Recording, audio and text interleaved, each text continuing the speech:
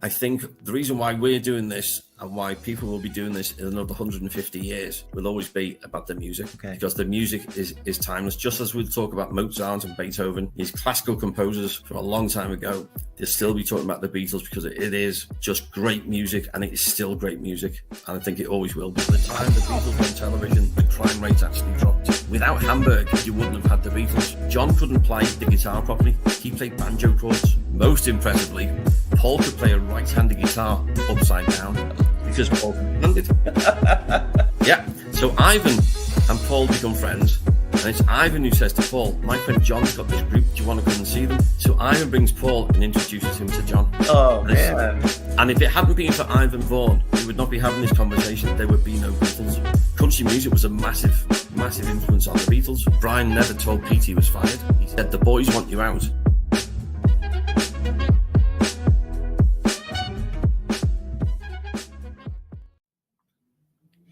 Hey everybody, the Beatles, you all know them, universally known for their music and cultural impact, have a rich tapestry of hidden history and unexpected terms that shape their journey from Liverpool lads to global icons.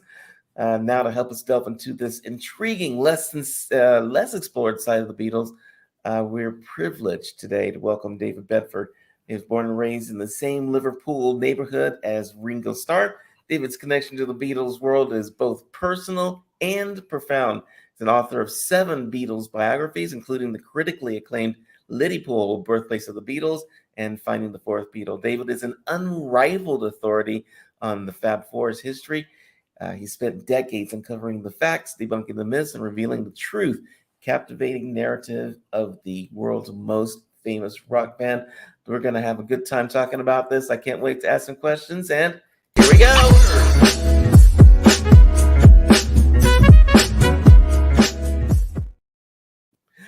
David, how are you doing today? I don't think I could pay anybody enough money to write an intro like that. That was fantastic. Thank you. Well, you did. Who's this guy you're talking about? He's an awesome guy. We're going to talk about the Beatles, and we're doing what, pre-1962, right?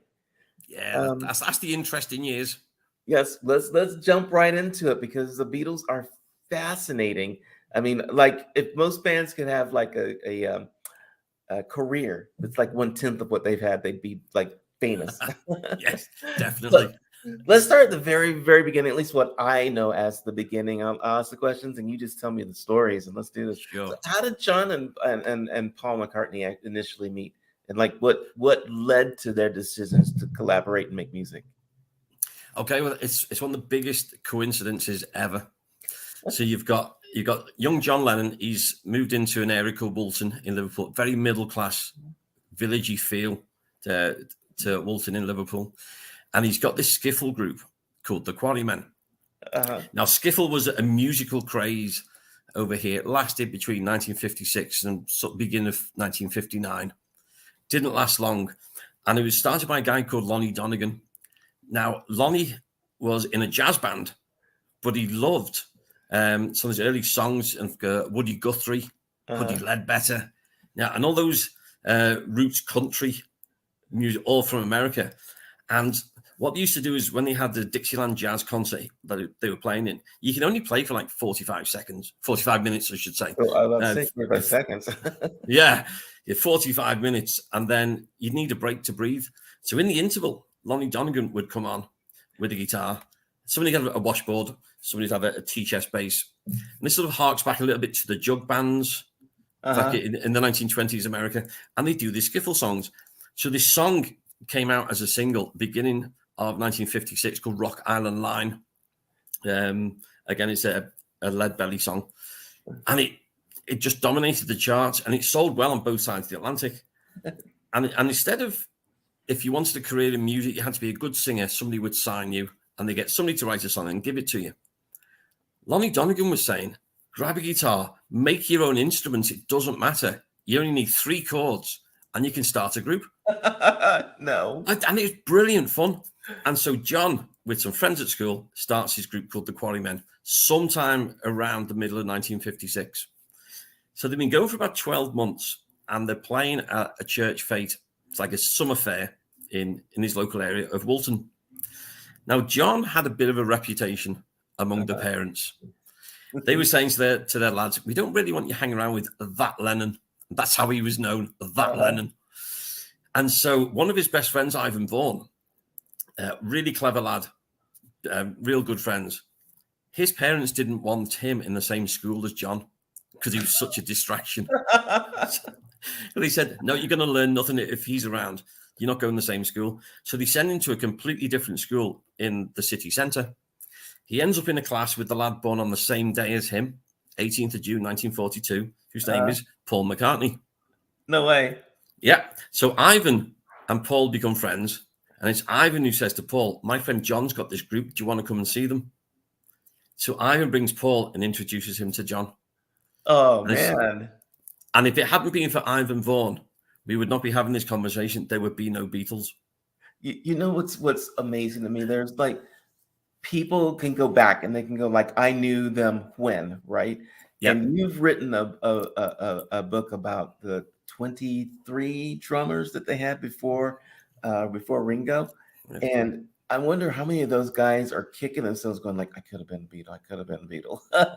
Well, strangely enough, I had lunch today with Colin Hanson, who was the original drummer with the Quarrymen.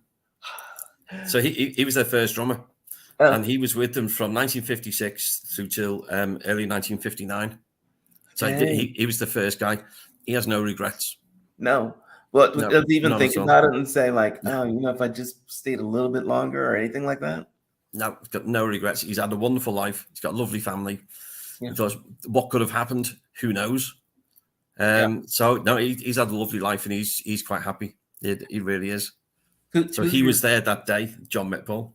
God, can you imagine just being back there and going like, if you could be the fly on the wall and saying, yeah, definitely. And the funny thing is, and it's one of those jobs of being a historian and a writer is trying to find out exactly what happened. Now you've got all the lads in the Quarrymen. Yeah. But they've all got slightly different memories because they're all like 15 or 16 years old. And I tell them off because nobody was making notes of who said what. Right. Shocking. They should have known 70 years, whatever. We want to know what was said. So they've all got slightly different memories. So you have to put an amalgam of those together and think, okay, we know the date, 6th of July, 1957. We know it was St. Peter's Church Hall. And we know this conversation took place because Ivan brings Paul and introduces him to John. And for John, at that stage, skiffle was fun. The Quarrymen was fun. He wanted to be Elvis. He loved Little Richard. He loved Chuck Berry. He loved Buddy Holly. To do that, he needed a better musician. John couldn't play the guitar properly. He played banjo chords because his mum had taught him to play. Yeah. So Ivan brings his lad Paul McCartney in. Paul can play the guitar properly. Most impressively, Paul could play a right-handed guitar upside down because Paul's left-handed. The young man can't even tune the thing and play it properly. Yeah. Says, this guy tunes the guitar up a little bit, then flips it upside down and starts playing 20 Flight Rock by Eddie Cochran. And he can sing. And John said, if I want to do rock and roll, I need that guy in my group. And that is the moment the Beatles begin. That's amazing. Who were the rest of the people that were there next? Who was next? You got John, you got Paul playing his upside down guitar. Who was next? Yeah. So after that, that was the last time that Rod Davis, the banjo player, played with the group. So that he was gone. Pete Shotton was John's best mate. He played the washboard. That's not really... Yeah. And that's it. They were homemade instruments, This is what your mum had. Did your washing? You had sewing thimbles. Yeah. Which you could put on your fingers and you go rat-a-tat up and down the washboard for like rhythm section. So that's not a musical instrument. So Pete quit not long after that. Then Gary played a T-chest bass. Now, a T-chest bass was a wooden packing case which stood maybe 2 foot off the ground, which we used to import tea leaves in those boxes. You got a broom handle. It's a bit like a bathtub groups that the early American groups had. Tie some string to the top of the broom handle, tie that to the box, pull it tight, go twang. It's a homemade upright bass. Can I tell you, I thought forever, but those things were just things you saw on TV and that it was just like made up. And you're telling me someone actually played that. Oh, yeah. They had a few. Len Gary was the guy who was playing it on the day John met Paul. Oh man. Yeah, but of course it's purely acoustic. They wanted to go to rock and roll, so Len was out the group soon. Okay. And then probably about 3 months after Paul had joined, he was doing an instrumental, and he made a mess of it. And he said to John, "Look, I can play guitar, I can play rhythm guitar. I'm not a great lead guitarist. We need a lead guitarist. I know just the lad." So on the bus going to school, they got on a bus stop apart. Paul meets this guy in the year below him called George Harrison. They become friends on the bus going to school. And so they got like 45-minute bus ride either way. And they're both obsessed with music. They start visiting each other's homes and learning guitar together. So Paul says, "I can't do lead guitar, but my school friend George can." So he invites George, and George comes to do an audition for John. Now, we think there was 2, maybe 3 auditions, because George was only 14. John was 17. And that's quite a big gap. It is at that time, like 14 to 17 is not the same as like 97 to 100. That's the same. Yeah. No, not at all. It's boys and men. But George played this instrumental called Raunchy. And John just said, "He's a great guitarist. He's got to be in the group." And so by the end of 1957, you've got John, Paul, and George together in the group. And that's it. So most of the others are gone. You go into 1958. So within 12 months of Paul and John meeting, the group is completely different. Wow. Now, were they actually gigging at this time? Did they go out and play? And like when they were playing, what name were they using at that time? So this was all the Quarrymen. So from when they formed it in 56, they were the Quarrymen right through to nearly the end of 1959. And where did that name come from, the Quarrymen? That was John's name that he gave the group? That was his original the high school they were at was called Quarry Bank. And the opening line of the school song was Quarrymen, strong before our birth. So they thought, we're at Quarry Bank. There's the line, Quarrymen. Why not? It sounds good. And they just went with it. So what kind of music were they playing at this time? And were they influenced by American music or by the skiffle? Or what were they playing before they actually landed on the next drummer? Everything was American influenced. Liverpool, it's a very unique place. You know, this was probably like the second port of the British Empire. It's a hugely important commercial port. History going back to 1207. But in the Second World War, Liverpool was the second most bombed city because of the importance of the docks. So we had 7 miles of docks. So all those supplies that were coming in from the US and Canada to keeping us going, majority of that was coming in through Liverpool. Then when America joins the war, most of the troops, when they came over the Atlantic, came in through Liverpool. Wow. A lot of all the supplies was coming in. The tanks and the planes were all coming in through Liverpool. And just outside of Liverpool was an airbase called Burton Wood. And that became the largest operational airbase in Europe during the Second World War. And we ended up with 20,000 US servicemen based there. And I think the last of them must be in the early 1990s. Wow. So there was this huge thing there's American culture. They're obsessed with cowboy films, absolutely obsessed with them. But then there's thousands of real Americans living just outside of Liverpool who in their downtime would come into the city.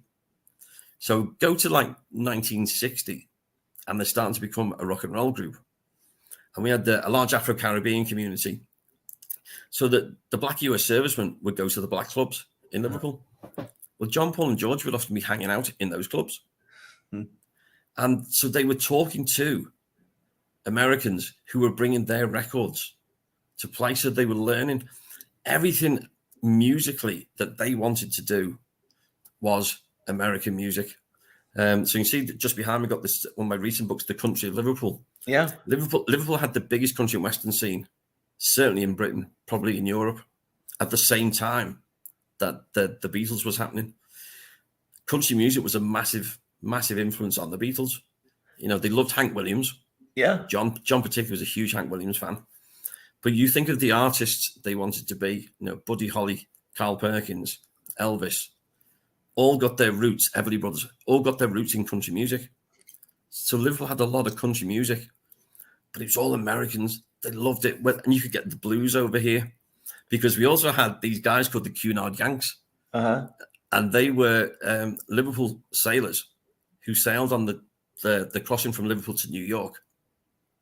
Before they came back, they went to the record stores and they bought the cameras and they bought suits and everything. And they brought all of this back to Liverpool. So the Liverpool lads all knew somebody who was on the ships. We're getting access to all this American music before the rest of the UK was. Holy cow.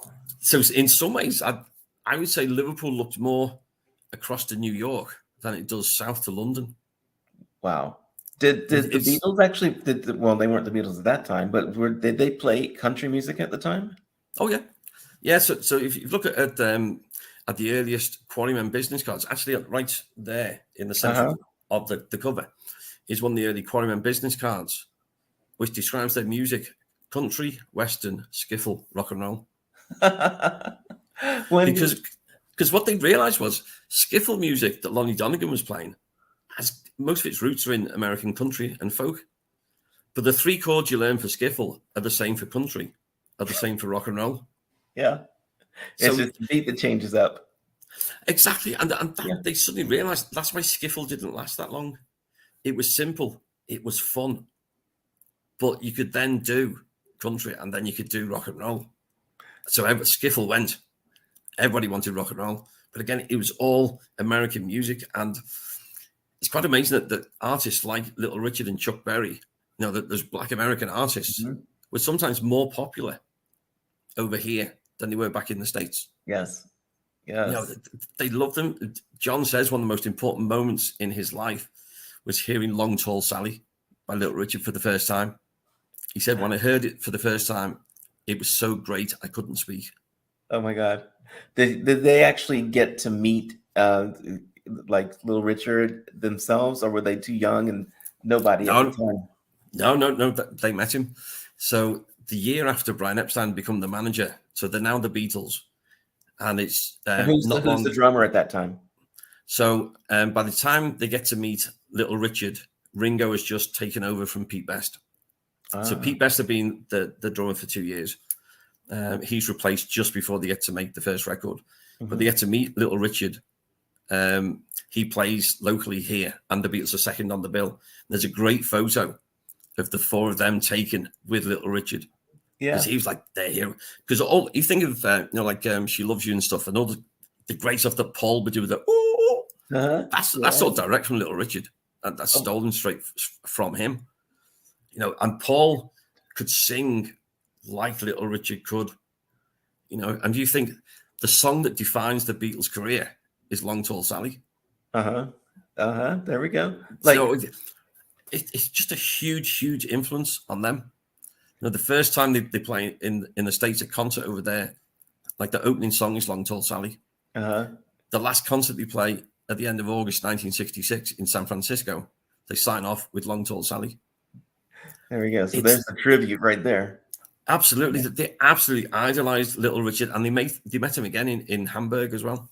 So he was their hero, but they loved all these guys, Buddy Holly especially. Buddy Holly inspired the name Beatles. Really? How? Yeah, because Buddy Holly's group were the Crickets. Oh, yes. Yeah, Stuart Sutcliffe, who was the bass player in 1960, when they were looking to get rid of the Quarrymen name, and he said, well, if Buddy Holly's got Crickets, we can be Beatles. Yes. It's an insect thing. How did they get rid of Best and bring in Ringo? Because Best didn't want to leave the group, did he? No, not at all. Why would he? So how did that happen? So in August 1960, the Beatles have got a gig to go to Hamburg. A week before they're due to go, their drummer at the time, Norman Chapman, got called up to do his national service in the army. So he had to quit. And they think, well, we've got a week. We've got to find somebody. Well, they knew Pete Best from the Casbah where he played. So they rang Pete on the Friday. He did an audition on the Saturday. They had a run through on the Sunday. By the Tuesday, they were on the way to Hamburg. But Hamburg is where they become a rock and roll group. Yeah. They're playing between 6 and 8 hours a night. And they've got to entertain the crowds. Their job was to bring crowds in off the street into the club to spend money buying the beer. How many nights a week were they playing that? 6 to 8 hours. 6. One night is ridiculous. Six nights a week. No way. Yeah. No wonder they got so good.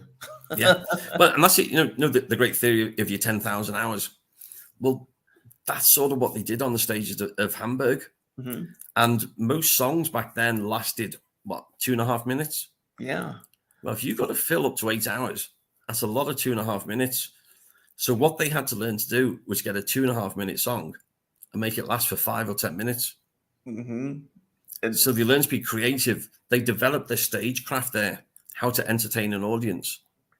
Wow. And they learned that, and suddenly they were the best thing in Hamburg. And when they get back to Liverpool, they're the best thing in Liverpool. How did they decide who was going to sing what songs? Like, how did they decide if John was going to sing or Paul was going to sing? Or George. Or Because George. because at the time in Hamburg, they took it in turns, the three of them. Okay. Because you had to, because you're doing that long, you had to share out the singing to save your voice. And normally it was, if you suggested a song to the group, then that would be the song that you sang. So they each had their favorite artists. And say, I've got this latest one from Chuck Berry, Memphis, Tennessee. John suggests it, so John sings it. Dang. And then, so how long were they singing? They're doing covers at the time. When did they start throwing in their music? It really was when they get into 1962, when Brian Epstein, the manager, gets in front of George Martin, who's looking at offering them an audition for a record contract. By then, Brian's saying, look, record some new material because you're going to need some original songs to record. So they'd had a few, and over the previous, 6 months, they'd be singing some of those. But most of the time, they were doing covers. So when it comes to getting in front of George Martin in June 1962, this is really where the change with Pete Best happens. So they go down with the audition, and they do some covers, but they do a couple of their original songs. And one of them they do is Love Me Do, which becomes their first single. Yeah. Now, they'd only started working on that again after years, and they were messing around with it in Hamburg, and they changed it around and decided to do a slightly different beat in the middle, etc. But it wasn't polished. So when they record that, it doesn't sound very good. And at the end of the session, Brian Epstein is taken to one side by George Martin. George Martin says, okay, I'm going to have to think about it. I might offer you a deal. If I offer you a record deal, I'm going to bring in a session drummer because your drummer can't quite do what I want them to do for a record. Oh, that hurts. But that was normal. Yeah. Think of the stories of the Wrecking Crew over in the US. Yeah. Session musicians appeared on so many records. Most of the time, nobody knew. Right. But Brian didn't know that. John, Paul, and George didn't know that. That was normal policy. So Brian goes to John, Paul, and George and says, if we get the contract, then he doesn't think Pete's good enough to play on the record. And they're saying, oh, what are we going to do? Every other record company turned them down. This was their last chance of a deal. So they said, well, if we get the contract, we're going to have to replace Pete. So it takes about another 6 weeks before George Martin confirms the contract. So we're getting towards the end of July now. Once they know they got the recording contract, they start then approaching other drummers. And in total, 4 drummers are asked to replace Pete. Now, what's Pete thinking this whole time? He doesn't know anything yet. Oh, man. He knows nothing. So this is end of July. As far as he's concerned, everything's carrying on as normal. And then he gets a call from Brian, say, can you pop into the office? I just want to have a chat. Now, Pete often did that because he looked after the diary. So he would often meet with Brian and they go through what dates were coming up, etc. And Brian says to him, I don't know how to tell you this, Pete, but the boys want you out. The boys want you out. The boys want you out. And it's already been agreed that Ringo's going to join on Saturday. And man. he's just absolutely stunned. I think, what the hell's going on here? He didn't know what to think. And that was it. Now, this is where it gets very, very interesting and a little bit technical. When I did that book, Finding the Fourth Beatle, I've always been curious as to how it all took place. And we've been told since 1962 that Brian Epstein called Pete into the office and sacked him. Okay. And that was it. He was out. I went and interviewed Brian Epstein's lawyer. And he said, well, Brian didn't sack him. Brian couldn't sack him because Brian never employed him. Uh-huh. If you're going to fire somebody, it has to be an employee. Well, the Beatles employed Brian. Brian didn't employ the Beatles. He had no legal authority to fire him. So that's why Brian never told Pete he was fired. He said, the boys want you out, which is your fellow group members want to get rid of you. Yeah. And it's already been agreed that Ringo's going to replace you on Saturday. To which Pete, as a 21-year-old, thinks, I've been fired. But he was never fired. Yeah. They tricked him into it. Now, did the other three actually want him out? Not because he wasn't a good drummer, but because they wanted the record deal, right? Yeah, that's it. And you can't blame them for that. Yeah. If this was their last chance, if they hadn't got a record deal, they would have split up. That would have been the end of it. Yeah. This was the very last chance. And if the only thing was going to hold them back was replacing the drummer, then they had to do it. Wow. And so you can't blame them for it. In their early 20s, they've been working, they've been slogging for 6 years now. They've worked hard to get to this point.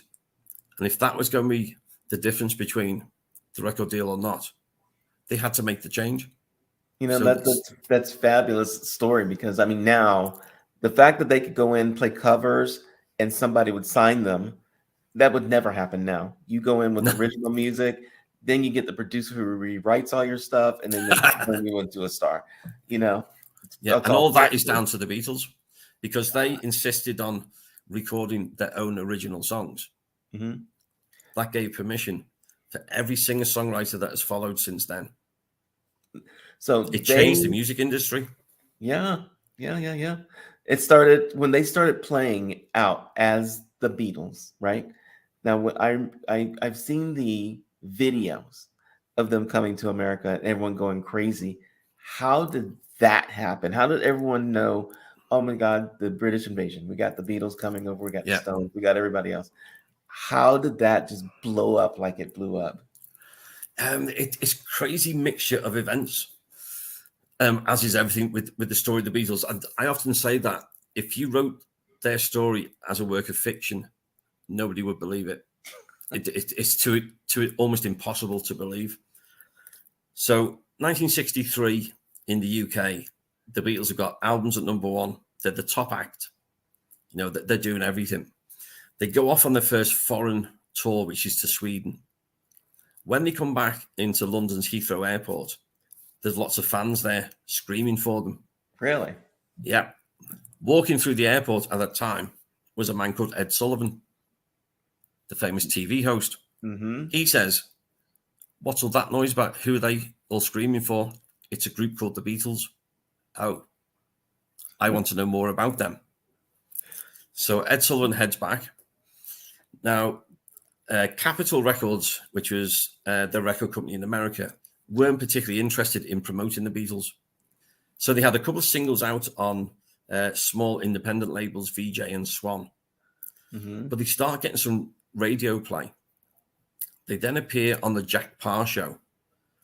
And he didn't have permission to play it, but he played a bit of the Beatles playing in the UK. Uh-huh. I think CBS News covered them. And they were on in the morning. And it's the 22nd of November, 1963. And of course, the evening when they're due to appear again, the assassination of JFK had slightly overtaken the news. Yeah. But it's all starting to build some momentum. And then, because radio is so... over here, we just had the BBC, did national radio, that's it. Whereas obviously it's all the independent local radios over there. And there's a young girl had heard, I Want to Hold Your Hand. And so she wrote into a local radio station and said, please play this. I love this song. So she went into the station and announced it. Uh-huh. And the switchboard was inundated. And suddenly, every radio station in the States wanted to play I Want to Hold Your Hand. So Capitol Records then thinks, they've done the publicity. Now we're going to sell some records. So then, firstly, there's a guy called Sid Bernstein who booked the Beatles to play at Carnegie Hall. So momentum's building about coming over to the States. Then Ed Sullivan gets in touch with Brian and says, I want to book the Beatles to appear. So by the time the Beatles then land on the 7th of February, 1964, I Want to Hold Your Hands at number 1. They're known across the US. They've been all over TV and radio. They've been in the local press. There's a great version of Time magazine had featured the Beatles the week before. So by the time they land at JFK Airport in New York, there's thousands out there and they're mobbed everywhere they go. And then Sunday night, Ed Sullivan Show, 73 million people watched them. It's a lot of people. That's a lot of people. That's a lot of people. I mean, you know how they take the, currency now and they say, well, $5 back then is now, $100 now. But 70 million people back then, that's got to be like the entire US. That's well, I mean, whether it's true or not, but they do say that actually for the time the Beatles were on television, the crime rate actually dropped. I feel that. I can see that happening. I mean, there's stars now, right? But nobody goes out to the airports to like see your star come in. Nobody. No, and that's just an astounding thing. Gosh. And imagine that they were such young lads. Yeah. Ringo and John are the oldest. They're 22. So the 22, 21, 20. That sort of age when suddenly you conquered Britain. That was more than they ever expected. No British artist had truly broken America.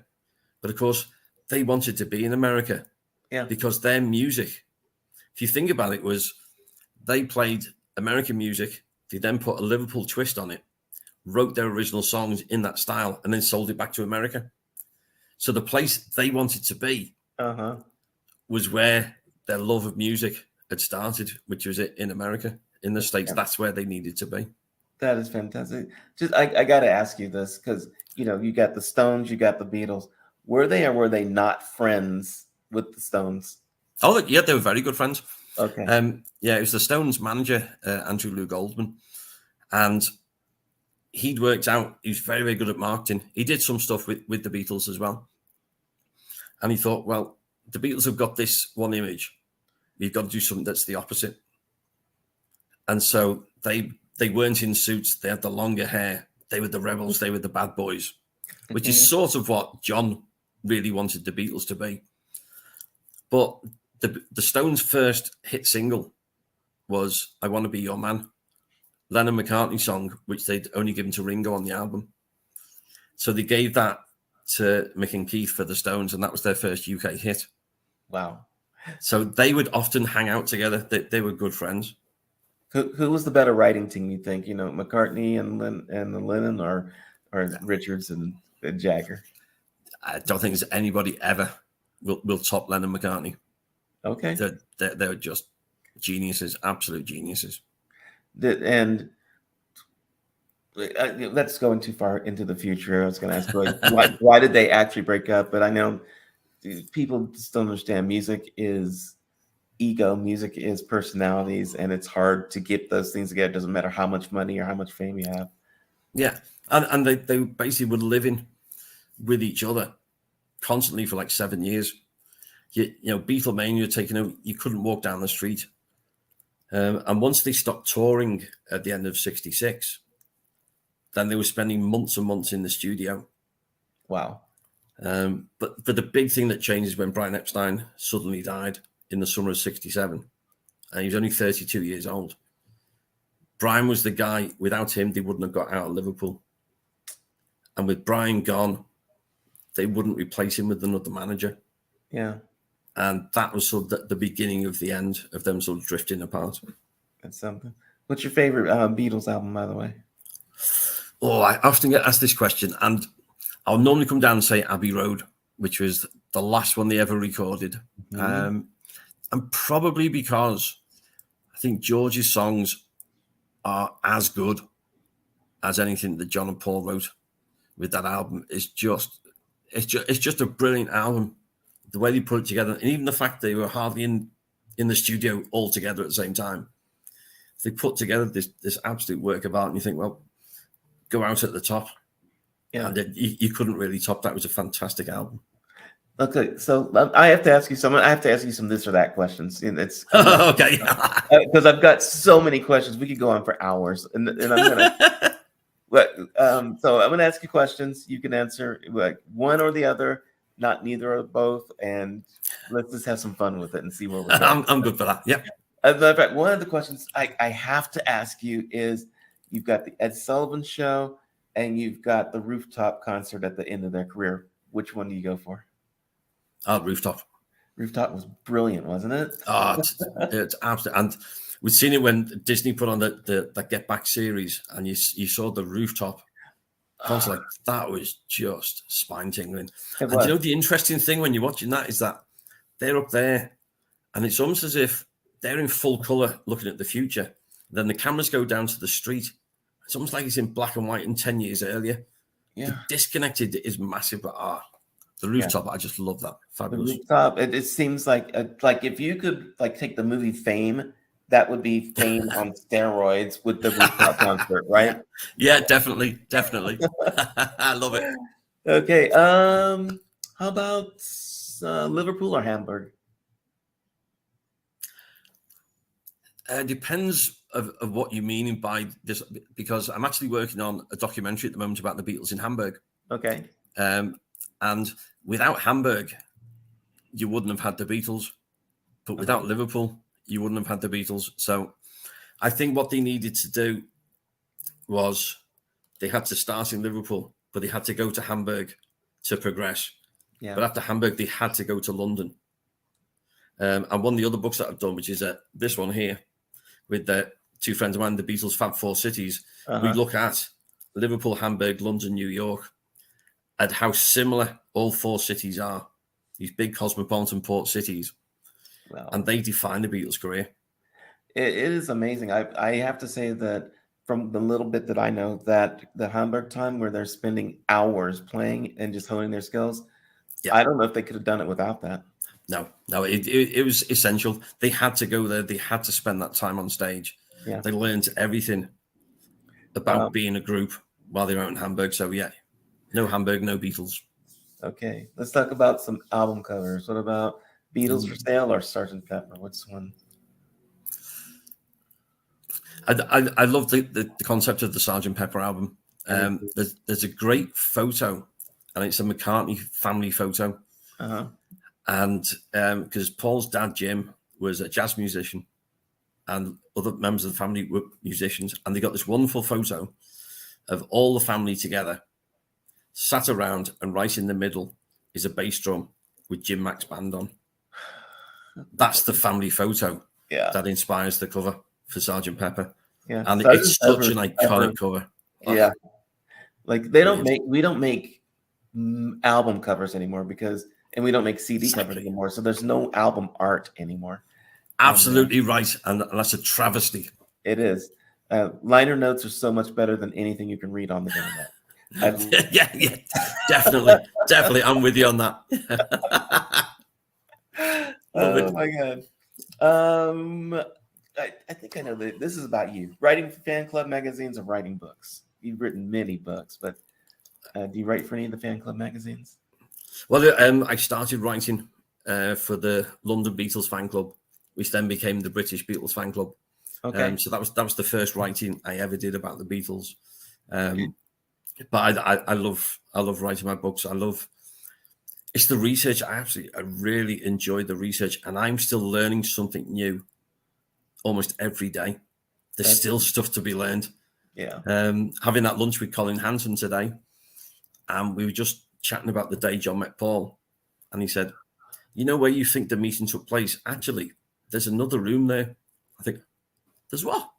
And so we go off it in another conversation. I think, okay, I'm going to have to revise what I know about that. I'm still learning stuff, and that's the fun. No, the fun of what I'm allowed to do is, go and meet all these people who've got a part in this incredible story, and I still learn something, and it's exciting. It's That's great. Awesome. Let's play make believe. Well, they might have to be make believe. How about the Beatles staying together or their solo careers? It's an interesting one, this one, because I think with Abbey Road being the last album they recorded, was absolutely superb. And solo, they all did some great stuff, but it was never as good. And I'd have liked to suffer an in-between option, which was go off and do solo projects, but come together and do a Beatles album every couple of years. That's why I loved Yes, because they did their thing and then they came back together and it was just magical. Except they couldn't stay together long enough. But I was just going to say, not exactly known for staying together. Yes, are they? In the middle of a tour, when John Anderson decided it's time to go home. Yeah. Yeah. Let me see. How about Hard Day's Night or Help? Need somebody. That one's an easy one for me. Hard Day's Night. Hard Day's Night. It's the best music biopic type film that's ever been made. Okay. Everybody tries to make one like that because it was reflecting their normal life with little bits scripted thrown in, but it was so natural, and it's just a brilliant, brilliant film. And the soundtrack, I think, is almost becoming second to Abbey Road. Yeah. As to my favorite Beatles album. Really? The Hard Day's Night. Go and listen to that album again, the soundtrack to the film. It is absolutely brilliant. What did you think about the whole Yellow Submarine film thing? I didn't get it. No, I don't fully get it. I can see what they were trying to do. But of course, they weren't fully involved with the project. They sort of gave it their blessing. Off they went to make the film. Then they come in and they write some songs for it. But it's something, again, about the genius of their songwriting, is that it can appeal to any generation and of any age. I will agree with that. It really can.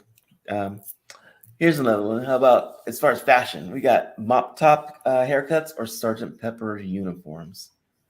What do you like better? Ooh. I think they look good with the mop top and the suits.